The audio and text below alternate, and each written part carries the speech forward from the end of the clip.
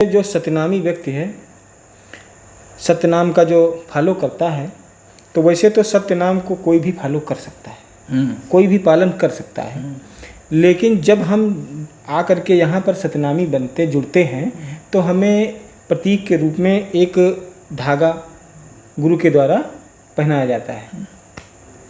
इस पर थोड़ी हम चर्चा चाहेंगे कि आप इसके बारे में कुछ बताएं, ताकि आम जनमानस भी ये जाने कि हमें धागा क्यों बांधा जाता है और इसका उद्देश्य क्या है, इसके जो रंग हैं ये क्यों ऐसे हैं और इसका क्या प्रतीक है। अगर थोड़ा इस पर प्रकाश डालें तो अच्छा रहेगा। देखिए, आपने पूछा कि प्रत्येक व्यक्ति सतनामी हो सकता है। प्रत्येक व्यक्ति सतनामी ही है जी, इसमें कोई दो राय नहीं है। बिल्कुल, जो सत्य बोलता है वो सतनामी है और एक ईश्वर का नाम ही सत्य है। बिल्कुल, वो चाहे जिस संप्रदाय से दिया जा रहा हो जी, वहाँ भगवान का नाम ही दिया जाता है, वहाँ कोई झूठ नाम नहीं देता, वहाँ सब सत्य नाम ही देते हैं। भगवान का जो नाम है वही सतनाम है और पूरा अखिल विश्व सत्यनाम उपासक है। बिल्कुल बिल्कुल सही है, सब लोग सतनामी हैं।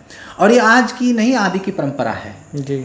नारद जी की परंपरा है, तो ये हमारी परंपरा है, सभी लोग सतनामी हो सकते हैं। लेकिन ऐसा होता है ना कि जैसे हर एक व्यक्ति, जैसे कोई वही मिठाई है हर जगह पर रखी हुई है, लेकिन अपना अपना लेवल लगा हुआ है जी। कहीं ना थोड़ी सी विकृतियां आ गई तो थोड़ा सा उसमें सुधार किया गया, तो कोई दूसरा, इसी प्रकार से पंथों का निर्माण हो जाता है। तो समर्थ स्वामी जी का जो ये बाना है धागा, जी, धागे का काम होता है जोड़ना। जी, सबसे अगर इसको हम व्यवहारिक दृष्टि से देखें, हाँ, बिल्कुल सत्य है। तो धागे का काम होता है जोड़ना। और देखिए, समर्थ स्वामी जी ने किसी को छोड़ा नहीं है जी, सबको जोड़ा है जी।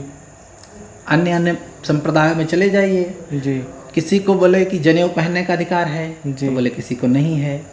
जी, किसी को महंत बनने का अधिकार है, किसी को नहीं है। हाँ। किसी को गद्दी पर बैठने का अधिकार है और किसी को नहीं है। लेकिन हमारे यहाँ धागा इसलिए दिया गया क्योंकि जोड़ने का काम है। स्वामी जी ने समाज के प्रत्येक व्यक्ति को जोड़ दिया, चाहे वो ब्राह्मण हो, चाहे वो क्षत्रिय हो, चाहे वैश्य हो, चाहे शूद्र हो, चाहे शूद्रों में कोई कैटेगरी हो, सबको एक ही परम पद से जोड़ दिया उन्होंने। इसलिए हमारे यहाँ धागा दिया जाता है। हाथ में धागा इसलिए बांधा जाता है कि ये जो हमारे हाथ हैं जी, ये सदैव इससे सत्कर्म होता रहे। जैसे महंत होते हैं उनके दोनों हाथों में, दोनों हाथों से सत्कर्म करना। पैरों में धागा, सत मार्ग पर चलना। जी, ठीक है। तो इस प्रकार से बाना बनाया गया और ये इसके प्रतीक हैं, इसलिए हाथ में धागा।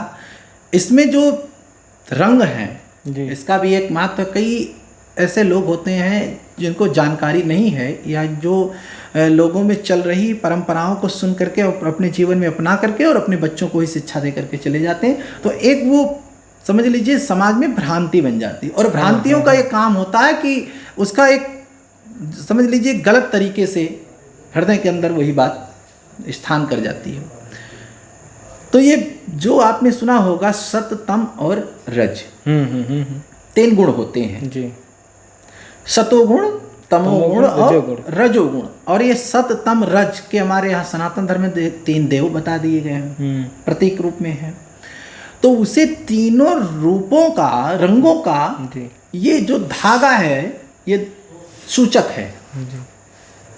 और देखिए, इससे भी ऊपर कोई सत्ता है, सत, तम, रज, इससे भी ऊपर की सत्ता है।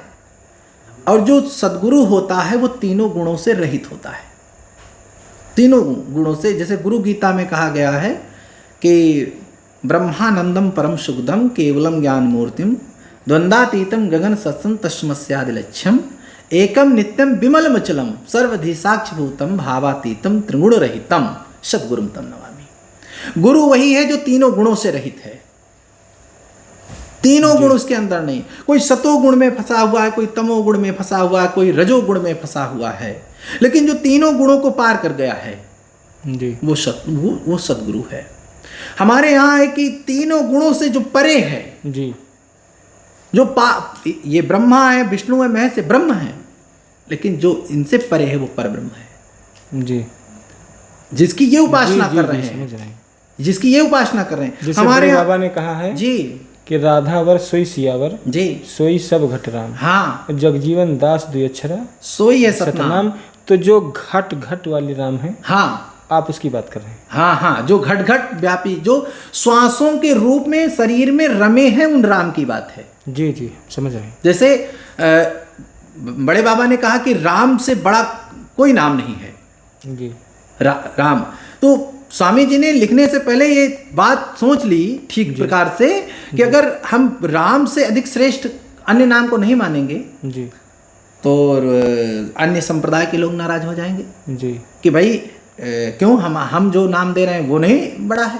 तो उन्होंने कहा कि हम जो है अयोध्यापति राम की बात नहीं कर रहे हैं, हम जो घट घट में व्यापी राम हैं, जो श्वासों के रूप में प्रत्येक के अंदर रमे हुए हैं, उन राम की बात कर रहे हैं। तो स्वामी जी कहते हैं राम न देवम राम न भूतम, राम नहीं नरदेही, वही राम का को न जाना, राम है भगत सुनी।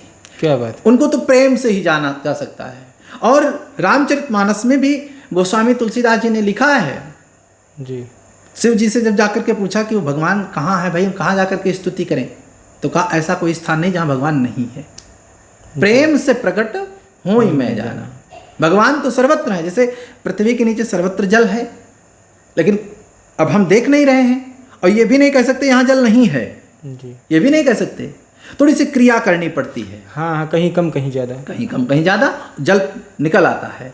तो उसी प्रकार से प्रभु तो सबके अंदर व्याप्त हैं, हमारे भी अंदर हैं, आपके अंदर भी व्याप्त हैं, लेकिन जिसने चिंतन किया है वहाँ प्रकट है, और जिसने चिंतन नहीं किया है वहाँ पर अप्रगट है। तो उस जो परम ब्रह्म है, तो जो हमारी सुमिरनी है, जी, इसके ऊपर लगा हुआ जो पीला धागा है, जी 4 रंग है इसमें, 3 नहीं है, इसमें 4 है। जी सुमिरनी पर एक पीला धागा लगा है, जी, वो उस पार ब्रह्म का सूचक है कि हम उसके उपासक हैं और वहाँ की हम उपासना कर रहे हैं। प्रत्येक सतनामी को यह समझना चाहिए, लेकिन आजकल क्या है कि फिर वहीं सब लोग घूम फिर करके चले आए और वहीं लिप्त हो गए। कोई कहता मलामत शाह की लंगोटी का धागा है, और कोई कहता कि कौन से साहब के लंगोटी का धागा है। ये सब भ्रांतियां हैं, मजाक क्या बनाया जा रहा है। जी जी, इस पर एक चर्चा इसीलिए हमने आपसे प्रश्न किया है। कुछ भ्रांतियां हमने सुनी समाज में, तो इसीलिए आपसे ये प्रश्न किया कि ये धागा, तो अभी देख रहे थे आप कि महाराज जी ने बहुत ही सुंदर ढंग से, और सत्य जो तार्किक भी है, जैसे कोई चीज़ होती है कि वो परंपरागत बताते चले गए, लेकिन जो इन्होंने बताया वो तार्किक है। रजोगुण, तमोगुण, सतोगुण, अगर इसका प्रतीक आप माने, और जो ये पीला है इसको अगर परम ब्रह्म का प्रतीक माने, या फिर अगर आप कुछ नहीं मान रहे हैं, सिर्फ सीधे धागा की बात कर रहे हैं, तो फिर ये धागा जोड़ने का काम कर रहा है। इसलिए हम कहीं से इसमें किसी का कोई वो नहीं है कि हम ये इनका धागा है, वो उनका धागा है, ये इनका धागा है, ये सब हमारे समर्थ सरकार का धागा है। हाँ। और उनके जो विचारों से उन्होंने जो इसका जो आविष्कार किया जी प्रतीक के रूप में जी, तो वो धागा है। इसमें किसी की जो जैसे आपने बताया कि किसी की ना तो लंगोटी का धागा है, ना किसी का दिया हुआ कोई धागा है, कुछ नहीं, और ना किसी का लिया हुआ धागा है। वो तो सिर्फ एक प्रतीक मात्र है कि अच्छा। दूसरा ये भी है कि जैसे हम सतनामी हैं, संसार में रहते हैं, कभी कभी गलतियां भी हो जाती महाराज जी। तो जब हम हाथ में धागा बांधे रहते हैं तो ये हमें याद दिलाता रहता है कि आपको सत्य बोलना है, सत्य का अनुपालन करना है, और सत्य के साथ ही। देखिए, व्यभिचारी जो होते हैं वो जलते हैं जी। ये एक प्रकार से अगर कहा जाए एक सामान्य बोलचाल की भाषा में, तो ये हम लोगों का सुहाग है जी। जिस प्रकार से कोई कुंवारी कन्या जी सड़क पे निकले जी, तो व्यभिचारी लोग को दृष्टि से देखते हैं जी जी, लेकिन अगर उसके मांग में सिंदूर है, हाथ में चूड़ी है जी, तो व्यभिचारी कितना भी होगा, लेकिन उसकी वो कुदृष्टि उस पर नहीं पड़ेगी। नहीं पड़ेगी। उसी प्रकार से जब ये स्वतंत्र जीव संसार में भागता है, सभी लोग इसको देखते कुछ नहीं, लेकिन अगर जो है तिलक धारण है, विभूति धारण है, हाथ में धागा है, तो कहीं ना कहीं एक भाव जरूर जागृत होता है। बिल्कुल बिल्कुल। हाँ, तो उसी प्रकार से जो मनमुखी जीव है, इसको सदगुरु जब इसको गुरुमुखी, इसको बांधने के लिए ही धागा बांधा जाता है। जब ये गुरुमुखी होता है, जब गुरुमुखी होता है तो इसको एक बहाना दिया गया कि ये तुम्हारा सुहाग है। और इसके नियम है कुछ, इसके नियम पर भी चर्चा हो जानी चाहिए। जी जी कई लोग होते हैं इसे धागा बांध लिए, जी।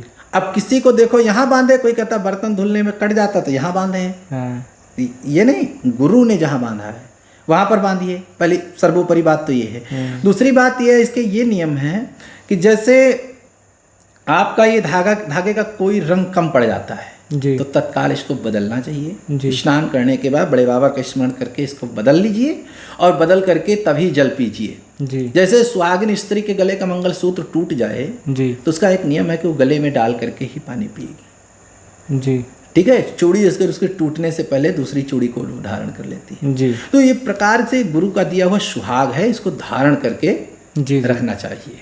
जी। हाँ, तो देखिए बहुत सुंदर जानकारी महाराज जी ने दी है और सत्य भी है कि अगर हम कहीं से जुड़े हैं, जैसे हम जैसे हैं वैसे हमारे जो रक्षक हैं पुलिस वाले वो भी वैसे ही हैं। हाँ, लेकिन उनको वर्दी इसलिए दी जाती है कि दूर से दिखे, तो उसका जो सम्मान है जो करना चाहिए वो लोग करते हैं जी। ऐसे ही जब हम धागा बांध के चलेंगे तो फिर लोग हमें जानेंगे कि ये सत्यनामी है। हाँ, तो कुछ ना कुछ तो है।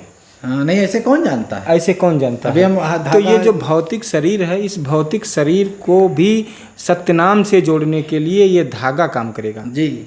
और मन से तो हम जुड़े हैं जी, लेकिन भौतिकता से हम कैसे जुड़े तो ये धागा काम करेगा। कोई अगर हम कोई अनर्गल कृत्य करने जा रहे हैं तो भी ये धागा हमें रोकेगा। दूसरी बात ये भी है कि अहंकार का विनाश करता है। कैसे?